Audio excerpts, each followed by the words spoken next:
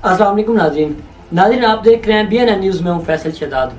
नाज़रीन आप अच्छी तरह बाखबर होंगे कि कल रात तक हमारे मुल्क में क्या हो रहा था और इस वक्त मुल्क की सियासी सिचुएशन क्या है। आप सब जानते हैं कि साबिक प्राइम मिनिस्टर इमरान खान के खिलाफ तहरीक अदम एतमाद जमा हुई थी, जो कि रात को कामयाब हो गई है और उसके नतीजे में इमरान खान अब मुल्क के वज़ीर-ए-आज़म नहीं रहे। मुल्क के वज़ीर-ए-आज़म के इंतखाब के लिए कल दोबारा वोटिंग होगी और मुल्क के नए वज़ीर-ए-आज़म का इंतखाब किया जाएगा। नाज़रीन ये कहानी कब, क्यों और कैसे शुरू हुई और इस आज की स्टेज के बाद आने वाले दिनों में मुल्क पे इसके क्या असरात होंगे या मुल्क हमारा किस तरफ जा रहा है, आज हम उस टॉपिक पे बात करेंगे। मज़ीद आगे बढ़ने से पहले मैं आपको कहूँगा कि आप हमारे चैनल को सब्सक्राइब कर लें और मज़ीद ऐसी वीडियोस देखने के लिए बेल आइकन पर क्लिक कर दें। 17 अगस्त 2018 को प्राइम मिनिस्टर इमरान खान ने अपने ओहदे का हल्फ उठाया। तब से लेके अब तक हम ऐसे नहीं कह सकते कि मुल्क में कोई दूध की नहरें बह रही हैं। महंगाई इंतहाई अरूज पे पहुंच गई थी, बेरोज़गारी भी काफ़ी ज़्यादा थी, बैड गवर्नेंस के इशू भी थे और वक्तन फ़वक्तन जो हमारी पोजीशन थी वो बार बार इस बात का अदा कर रही थी कि मुल्क के हालात जो है वो ख़राब हो रहे हैं, हुकूमत जो है गवर्नेंस वो नहीं ठीक हो रही, महंगाई है, बेरोज़गारी, ये सारी चीज़ें थी। लेकिन पिछले 6 से 4 हफ्तों में हालात यकसर बदल गए। आपने देखा होगा कि जब इमरान खान की नई हुकूमत आई थी, मौलाना फजल रहमान ने धरना दिया था।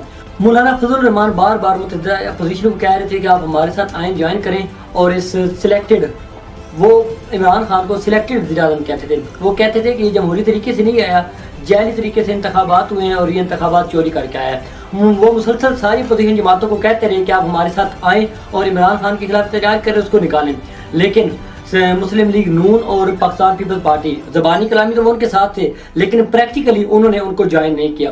वक्त गुजरता रहा, वक्तन फवक्तन छोटे मोटे धरने, जल्द से जुलूस, प्रेस कॉन्फ्रेंस वगैरह वो करते रहे, लेकिन उन्होंने कोई ऐसा बड़ा इकदाम नहीं उठाया कि इस न्याय तक हालात पहुंच जाए।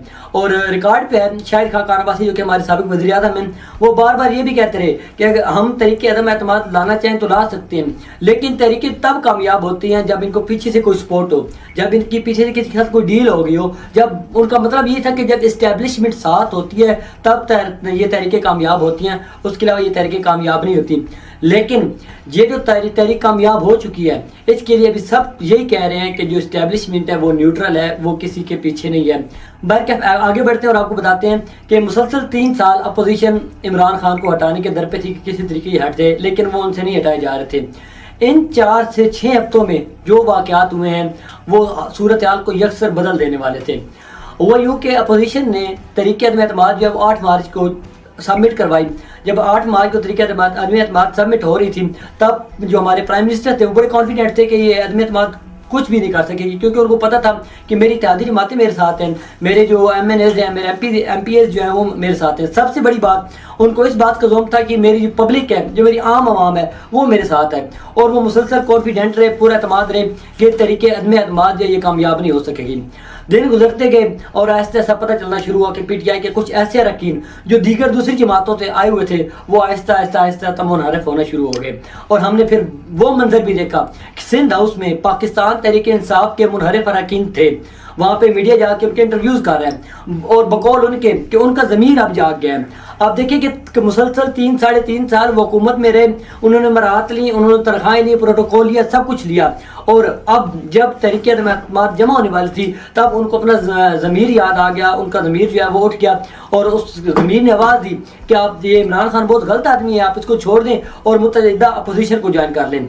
मैं यहाँ पे ये बात ज़रूर कहना चाहूँगा कि जो लोग मुनहरफ हुए थे वो पहले भी पाकिस्तान मुस्लिम लीग नून और पाकिस्तान पीपल्स पार्टी से हो के आए थे। ये कुछ लोग ऐसे थे जिन्होंने आज़ाद इलेक्शन लड़ा था और पहले वो इस बात के लिए बाकी अपनी पुरानी पार्टियों को छोड़ के आए थे कि इमरान खान जो है वो पाक साफ किरदार के मालिक हैं, वो फाइनेंशियल करप्ट नहीं है, वो मुल्क के लिए मुखलिस हैं, वो ईमानदार हैं, इसलिए हम बाकी पार्टियां छोड़ के प्राइम मिनिस्टर इमरान खान को ज्वाइन कर रहे हैं। लेकिन अब वो इमरान खान को इसलिए छोड़ रहे थे कि उनको नजर आ रहा था कि कहीं इमरान खान करप्ट है, इमरान खान जो है वो फाइनेंशियली करप्ट हो गया है, वो बहुत बुरा आदमी है, उसने हुकूमत बिल्कुल अच्छी नहीं की, हालांकि ये सारे लोग साथ थे। ठीक है, अच्छा जब तहरीक एतमाद जमा होगी तो मार्च का महीना था और कुछ हालात ऐसे चल रहे थे। OIC का इजलास जो है वो 23 मार्च को हमारे मुल्क में मुनक़द होना जा रहा था, जो 15 साल बाद OIC का इजलास, वज़राए ख़ारिजा का OIC का इजलास हो रहा था और ये प्राइम मिनिस्टर की कोशिशों की वजह से था। और यहाँ पे एक और बड़ी अच्छी डेवलपमेंट हुई, वो ये कि 15 मार्च को इस्लामोफोबिया के खिलाफ एक करारदाद मंजूर हुई और ये बात बैन-अक़वामी अक़वाम मुत्तहिदा में ये बात तय हुई कि 15 मार्च को इस्लामोफोबिया का दिन मनाया जाएगा। ये भी एक बहुत बड़ी अचीवमेंट थी। बाकी प्राइम मिनिस्टर ने जो तहफ़्फ़ुज़ नमूस रिसालत पे जो हुज़ूर पाक सल्लल्लाहु अलैहि वसल्लम की बेहुरमती के लिए जो काम किया, ये जो कश्मीर के लिए काम किया, जो फ़लस्तीन के लिए काम किया, इस्लामोफोबिया के लिए जो काम किया, वो तो एक साइड पे रख दें। लेकिन कुछ उनके ऐसे इक़दाम थे जिनको ना सिर्फ पाकिस्तान बल्कि पूरी उम्मत मुस्लिमा का उनको लीडर समझा जाने लगा।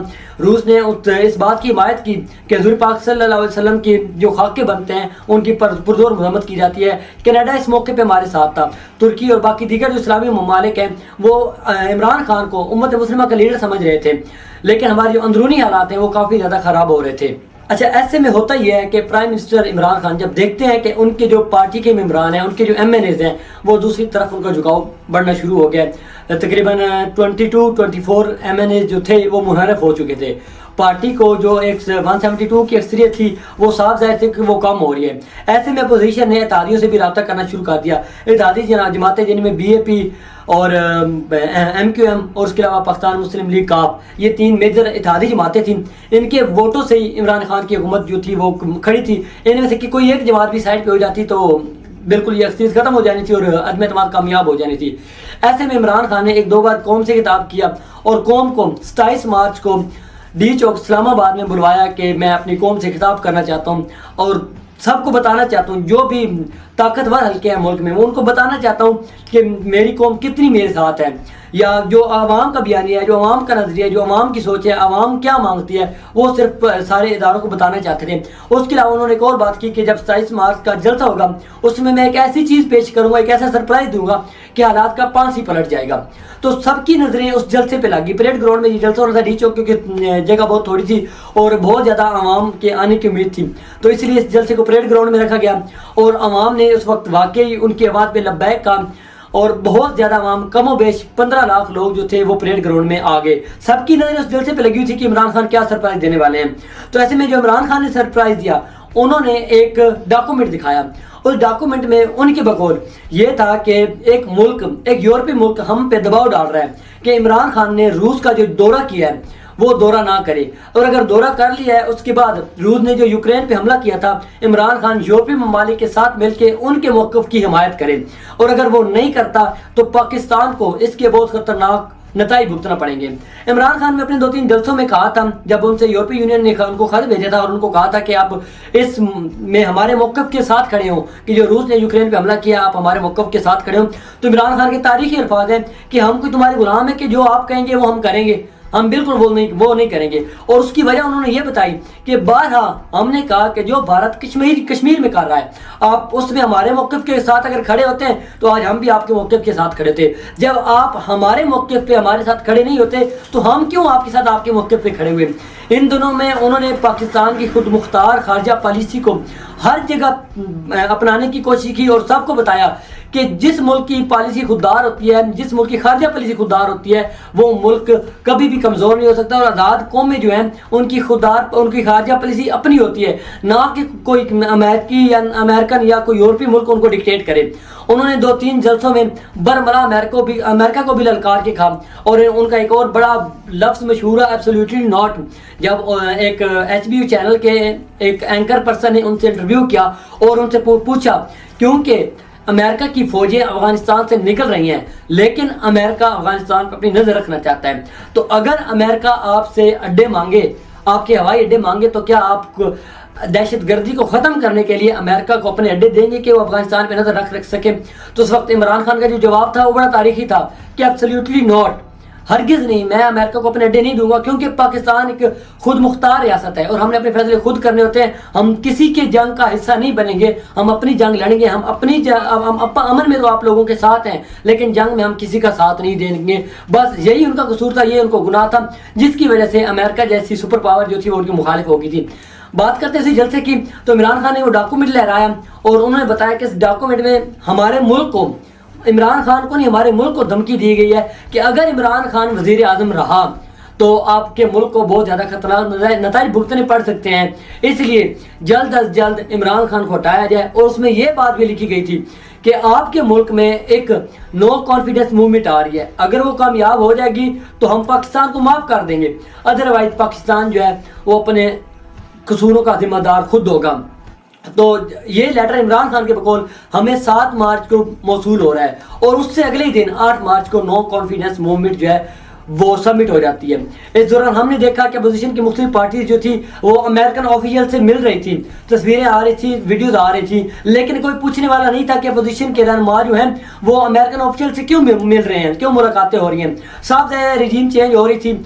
आपको पता है कि अमेरिका जहाँ पे देखता है कि मैं कुछ नहीं कर पाता, वहाँ पे वो रिजीम चेंज करने की कोशिश करता है, ऐसे लोगों को पावर में लेके आता है जो उसके हामी होते हैं, जो उनकी कठपुतली होते हैं। और ये यहाँ पे अमेरिका करना चाह रहा था। हमारे मुल्क की तारीख ऐसे वाकयात से भरी पड़ी है। जुल्फ़िकार अली भुट्टो की एक मिसाल आप लोगों के सामने है कि उसने किस तरह अक़वाम मुत्तहिदा में बैठ के बिल्कुल इमरान खान की तरह अक़वाम मुत्तहिदा को ललकारा था, कश्मीर के एजेंडा पे और मुख्तलिफ ऐसे मराइल पे उन्होंने एक दिलेरी का मुजाहरा किया था, जिसकी वजह से अमेरिका ने उनको, आपको सबको पता है कि फांसी दिलवा दी थी। और हमारे मुल्क से ही किरदारों को इस्तेमाल किया गया था जिन्होंने जुल्फ़िकार अली भुट्टो की फांसी में एक अहम किरदार अदा किया था। इस तरह बात आगे बढ़ती रही। इमरान खान ने उस वक्त अपोजिशन लीडर को भी दावत दी कि आप आएँ, पार्लियामेंट का इन कैमरा सेशन इजलास रखते हैं और मैं आपको वो डॉक्यूमेंट दिखाता हूँ कि किस हद तक खतरनाक वो धमकी हमें दी गई है। लेकिन पहले अपोजिशन लीडर कह रहे थे कि वो हाथ जेल ही है। जब उन्होंने इनवाइट किया कि आए आप यहाँ पे पार्लियामेंट सेशन में आके बैठे देखें, उन्होंने इनकार कर दिया। उसके बाद कौमी सलामती की कमेटी में इमरान खान के ने वो लेटर दिखाया जिसमें मुल्क के तमाम स्टेक होल्डर्स बैठे हुए थे और उन्होंने इस बात को ऑन किया कि वाकई ये बहुत खतरनाक है और इस पर हमें एक्शन लेना चाहिए। लेकिन ये सिर्फ बातों की हद तक महदूद था, एक्शन नहीं लिया गया। अभी कहा जाता है कि इमरान खान को 7 मार्च को लेटर रिसीव हो गया था, तो उन्होंने 27 मार्च को इस लेटर का क्यों बताया, पहले क्यों नहीं बताया। तो एक सादा सी बात है कि मार्च में बहुत ज़्यादा अहम डेवलपमेंट्स होनी थी। एक तो 23 मार्च था, 23 मार्च को OIC का इजलास बुलाया जाना था। अगर इमरान खान अपने इंटरनल इन झगड़ों में पड़ जाते, उसी लेटर को उसी दिन बता देते सबको कि ये सब कुछ हो रहा है, तो हो सकता था कि OIC का इजलास जो है वो मुनक़ता हो जाता, मुलतवी हो जाता। तो एक जो 15 साल बाद एक डेवलपमेंट हो रही थी, इमरान खान उसको बिल्कुल कैंसिल नहीं करना चाहते थे, इसलिए उन्होंने इस बात को डिले किया। लेकिन इस बात में कोई दो राय नहीं है कि एक ऐसा धमकी हमें लेटर हमें मिला था और मुल्क के जो भी बड़े बड़े साफी हैं, जो भी इंडिपेंडेंट हैं, न्यूट्रल हैं, वो इस बात को ऑन करें कि वाकई कोई ना कोई ऐसी चीज़ तो मौजूद है कि एकदम हमारे मुल्क के हालात तब्दील हो गए, एकदम सबका ज़मीर जाग गए। और उसके बाद हुआ ये कि सलामती कौंसिल ने जब इस चीज़ को ऑन किया, उसके बाद भी कुछ नहीं हुआ। उसके बाद भी मतलब उन्होंने ये ज़रूर कहा कि हम इस पर एक्शन लेंगे, लेकिन कोई एक्शन नहीं लिया गया। अब आगे चलते हैं। 3 अप्रैल को उसी नो कॉन्फिडेंस मूवमेंट पे वोटिंग होनी थी। जब 3 अप्रैल को वोटिंग का टाइम आया, उस वक्त तक हमारी वज़ीर कानून थे, पहले क्योंकि वो MQM के थे, उन्होंने रिज़ाइन कर दिया था। हमारे नए वज़ीर कानून फवाद चौधरी थे। फवाद चौधरी ने ये पॉइंट उठाया, वोटिंग से पहले ये पॉइंट उठाया कि हमारे मुल्क में रिजीम चेंज करने की कोशिश की जा रही है और जो भी हालात नजर आ रहे हैं, जो ऑफिशियल से मीटिंग हो रही है अपोजिशन की और बाकी सारे मामलात, कहीं ना कहीं ये जो मूवमेंट है, नो कॉन्फिडेंस मूवमेंट, इसका लिंक जो है वो बैरूनी ताकतों से बनता है। ये बात सुनते हुए डिप्टी स्पीकर कासिम खान सूरी ने कहा कि मैं अपनी जो स्पीकर की रूलिंग है उसको इस्तेमाल करते हुए ये नो कॉन्फिडेंस मूवमेंट जो है इसको मैं मुस्तरद करता हूँ। उन्होंने मुस्तरद कर दिया। जब नो कॉन्फिडेंस मूवमेंट मुस्तरद हो गई, तब इमरान खान के पास वो अख्तियार आ गया कि वो अपनी असम्बली तहलील कर सकें। और नाज़रीन, ये पहली बार नहीं हुआ कि स्पीकर ने अपनी रूलिंग जो है वो इस्तेमाल करते हुए कोई फैसला या कोई ऐसी चीज़ मुस्तरद की है। हमारे सामने है कि जब पीपल्स पार्टी की हुकूमत थी तो यूसुफ रज़ा गिलानी को नायल किया था सुप्रीम कोर्ट ने, और जब वो जो उसका पिटीशनर था वो ऑर्डर्स लेके फहमीदा मिर्जा साहब जिस वक्त स्पीकर थी उनके पास गया, तो उन्होंने अपनी रूलिंग अख्तियार करते हुए ये इस्तेमाल करते हुए उसको डिक्लाइन कर दिया था। तो आइन में ये बात दर्ज है कि स्पीकर की रूलिंग को सुप्रीम कोर्ट भी चैलेंज नहीं कर सकती, बेशक वो इरेगुलरिटी पे भी क्यों ना मुश्तमिल हो। तो उन्होंने उसको मुस्तरद कर दिया। उसकी तरफ से इमरान खान ने असम्बली तहलील करवा दी। असम्बली तहलील करवाने के बाद निगरान वज़ीर आज़म के चुनाव के लिए अपोजिशन लीडर को भी लेटर लिख दिया गया और इलेक्शन कमीशन को भी ये बात कह दी गई कि आप इलेक्शन की तैयारी करें, 90 दिनों के अंदर इलेक्शन होगा। जब ये बात हुई तो उसी दिन हमारी मोहतरम अदालत ने सुमोटो नोटिस ले लिया कि ये क्या हो गया, मतलब ऐसा नहीं होना चाहिए था। उन्होंने सुमोटो नोटिस लिया और 3 दिन के अंदर अंदर ये फैसला सामने आया कि 3 अप्रैल को जिस तरह के हालात थे पार्लियामेंट को बिल्कुल सेम उसी हालात में वापस लेके चले जाना चाहिए। और उन्होंने पाबंद किया हुकूमत को कि आपने वोटिंग भी करनी है, इसी डेट को वोटिंग करनी है, ना आपने इजलास मुलतवी करना है, वोटिंग भी लाजमी करनी है। मतलब बिल्कुल हाथ पांव बांध के इमरान खान को हार्स ट्रेडिंग के आगे फेंक दिया। आपने देखा किस तरह MNAs की बिक्री हुई थी, जो सारे मामला थे। हाँ, ये बात कहने से पहले एक और चीज़ मैं आपको कह दूं, इससे पहले इमरान खान ने एक पिटीशन दायर की थी 63A के तहत कि जो अरकान बिल्कुल मंजर आम पे आके कह रहे हैं कि हमने आपकी पार्टी की मुखालफत करनी है, पार्टी के अगेंस्ट वोट डालना है, तो उसके लिए कोई कार्रवाई करने का सुप्रीम कोर्ट हमें ऑर्डर करे। वो ऑर्डर अभी तक पेंडिंग पड़ा है, वो पिटीशन अभी तक पेंडिंग पड़ी है और उसमें अभी तक एक समाअत भी नहीं हुई। लेकिन जब सुप्रीम कोर्ट में, जब पार्लियामेंट में स्पीकर ने अपनी रूलिंग अख्तियार की, अपनी रूलिंग को यूज किया, उस वक्त से लेके अब तक एक उन्होंने सुमोटो ले भी लिया और कल शाम बल्कि 7 अप्रैल तक उसका फैसला भी कर दिया। चलते हैं, जब उन्होंने ये फैसला कर दिया, अब इमरान खान के हाथ पांव बांध के उन्होंने फेंक दिया था उनको हार्स ट्रेडिंग के आगे, इससे आगे कुछ नहीं कर सकते थे।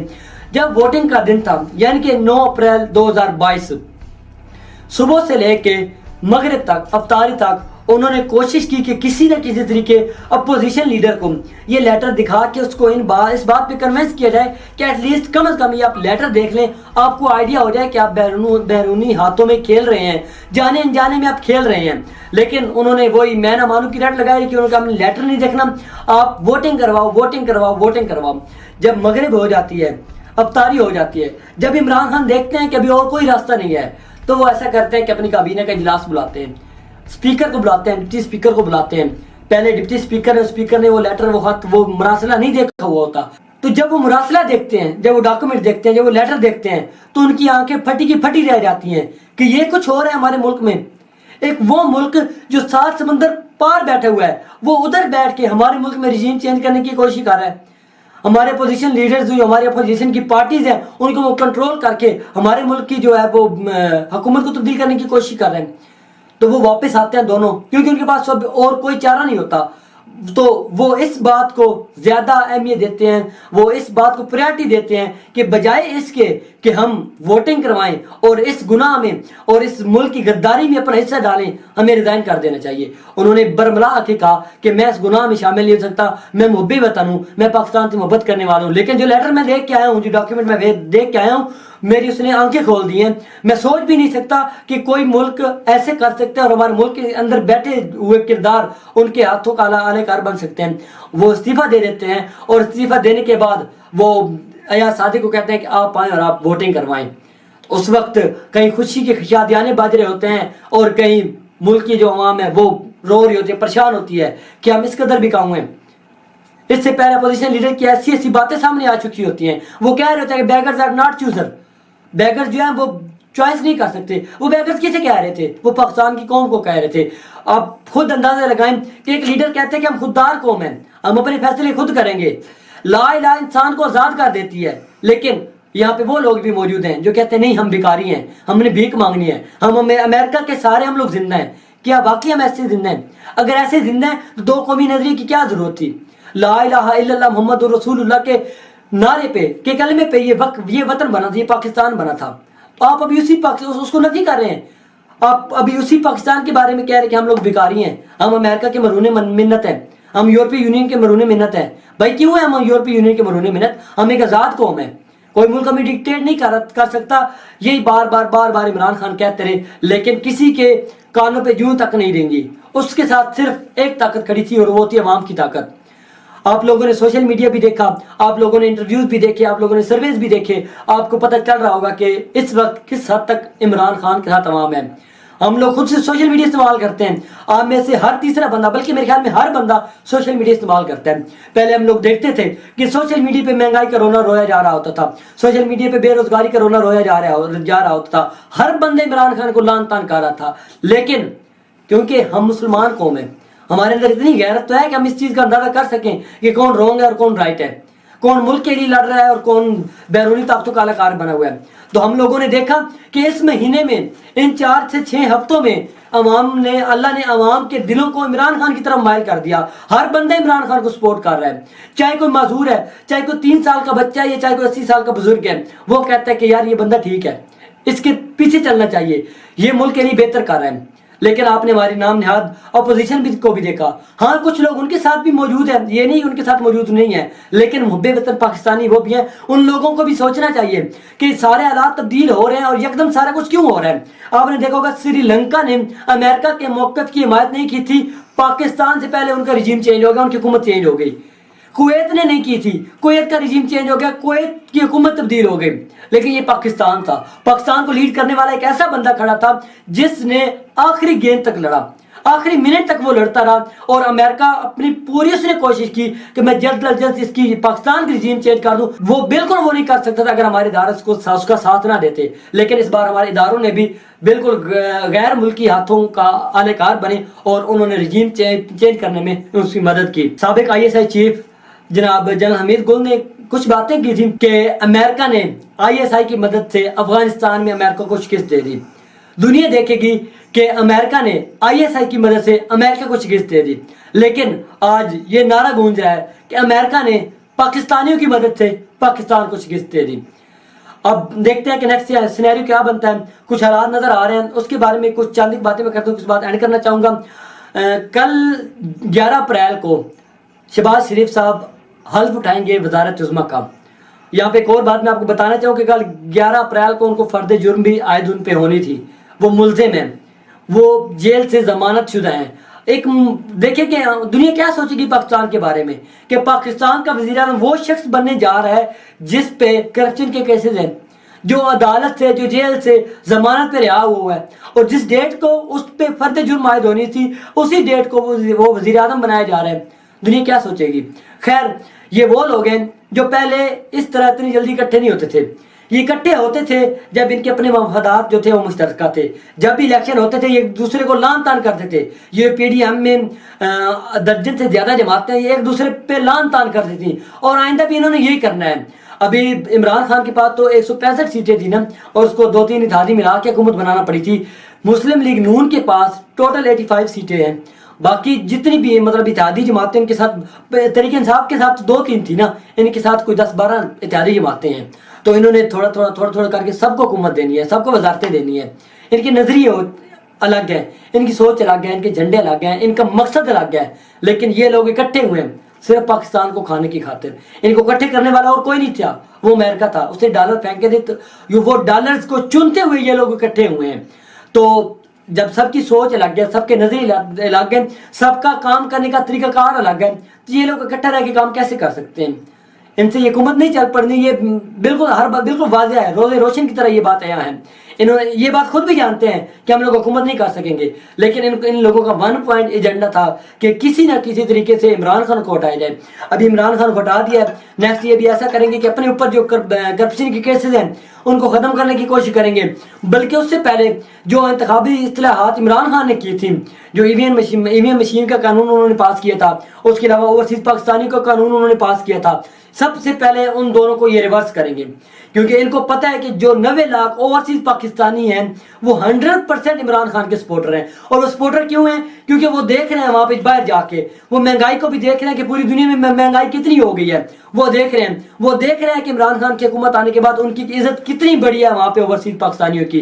वो सब कुछ देख रहे हैं। हम पाकिस्तानी हैं जो इधर पाकिस्तान में रहते हैं ना, हमारी सोच तो ये आलू प्याज मटर टमाटर दाल चीनी घी इन सब तक होती है। लेकिन वो बैरून मुल्क में रह रहे हैं, वो सारी दुनिया के हालात देख रहे होते हैं। इनको पता है कि ओवरसीज पाकिस्तानी 100% जितने भी हैं सबके सब इमरान खान को वोट करेंगे। और अगर सिर्फ उन्हीं के वोट भी इमरान खान को मिल गए तो ये उसे नहीं हरा सकते। इसलिए ये सबसे पहले इलेक्शन की जो इस्तेलाहात की थी इमरान खान ने उनको रिवर्स करेंगे। उसके अलावा अपने ऊपर नैब के केसेस जो हैं उसको रिवर्स करेंगे। फिर ये तीसरा कदम ये उठाएंगे कि इमरान खान पे केसेस किया जाए ताकि वो आइंदा इक़्तिदार में ना आ सके। ये बात ये अच्छी तरह जानते हैं कि इमरान खान अब जब आएगा तो वो 2/3 अक्सरियत से आएगा। फिर कोई ऐसी कुव्वत नहीं होगी जो उसके हाथ पांव बांध सके। वो अपनी मर्जी की कानून साजी भी कर सकेगा, वो चाहे तो सदारती निज़ाम भी ला सकेगा, उसके बाद दो तो अक्सरियत होगी, ये जानते हैं। इसलिए ये सबसे पहले कोशिश करेंगे कि इमरान खान को कानूनी मामलात में फंसाया जाए, लेकिन वो करप्ट नहीं है, उसके ऊपर आज तक कोई फाइनेंशियल एलिगेशन नहीं लगा कि उसने किसी जगह से कोई किक बैक्स लिए हो, कोई करप्शन की हो। तो ये तो मेरे ख्याल में इनके लिए मुश्किल है। दूसरा काम ये करेंगे कि अल्लाह ना करे, खुदा ना करे, मैं डर के कह रहा हूँ, लेकिन क्योंकि इनकी हिस्ट्री ऐसी है, इनकी तारीख ऐसी है, ये इसको मरवाने की कोशिश करें। और उसने कहा है कि ज़्यादा से ज़्यादा क्या करेंगे, मेरी जान ले लेंगे, एक दिन मुकर्रर है मौत का, वो आएगी, लेकिन जब तक मैं जिंदा हूँ मैं पाकिस्तानी कौम को नहीं छोड़ सकता। मैं नहीं देख सकता कि पाकिस्तानी कौम किसी और की गुलामी में आए। तो अल्लाह ना करे अगर इन्होंने ऐसा किया तो पाकिस्तान को कौन संभालेगा? आपकी अगर उसकी जिंदगी खत्म होगी तो आपकी जिंदगी भी तो खत्म हो जानी है, बाहर तो आपने भी जाना है, रहती दुनिया तक रहना है तो इसी मुल्क ने रहना है। तो अगर ये मुल्क आजाद बनकर रहे, खुद मुख्तार बनकर रहे, तो उसमें आपको क्या तकलीफ होती है? आपने चंद साल की जिंदगी गुजारनी है, आपकी नस्लें जो हैं वो अरबापति हो गई हैं, वो बैरून मुल्क रह रही हैं, वो अपने लाइफ को फुली इंजॉय कर रही हैं, ठीक है। चंद साल बाद हमने भी, आपने, सबने मर जाना है, रहने से मुल्क ने है। तो आप क्यों नहीं चाहते कि ये मुल्क खुददार तरीके से अपनी जिंदगी जिए, ये मुल्क खुददार बन के रहे? आप उसका साथ देते इस बात पे, आपका हो सकता है आप सुपर पावर बन जाते हैं। आज आप अमेरिका के कदमों को चाट रहे हैं, लेकिन अगर उसका साथ देते तो वो वक्त भी दूर नहीं था कि अमेरिका आपके तलवे चाटता। आप इस्लामी पावर हैं, आप इस्लामिक एटॉमिक पावर हैं, आप वाहिद इस्लामिक एटॉमिक पावर है। पूरी दुनिया की उम्मीदें, पूरी दुनिया की नजरें आप पे हैं कि आप इस्लाम को लीड करें, आप इस्लामी दुनिया को लीड करें, लेकिन आपने क्या किया? आप बैरूनी ताकतों के अलाकार बन गए। आज तक के लिए इतना ही, मिलते हैं किसी नेक्स्ट वीडियो में, तब तक अपना और अपने मुल्क का ढेर सारा ख्याल रखिए। अल्लाह हाफिज। पाकिस्तान जिंदाबाद।